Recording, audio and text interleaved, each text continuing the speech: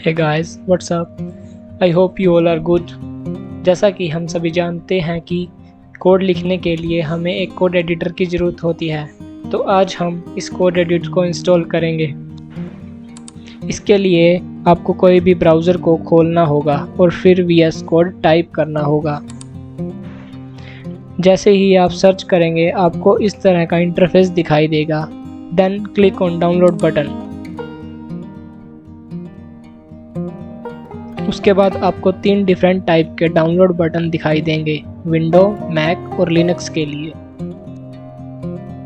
मैं विंडो का यूज़ करता हूँ, इसलिए मैं विंडो पर क्लिक करूँगा। जैसे ही आप क्लिक करेंगे लेफ़्ट कॉर्नर में डाउनलोडिंग अपने आप शुरू हो जाएगी।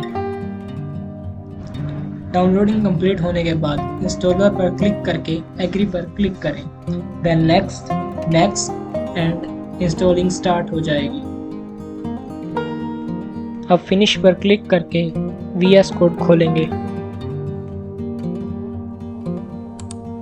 आपका VS कोड इंस्टॉल हो गया है और आप कोडिंग स्टार्ट कर सकते हैं। अगले वीडियो में हम HTML टैग्स के बारे में सीखेंगे और अपना पहला वेब पेज बनाएंगे।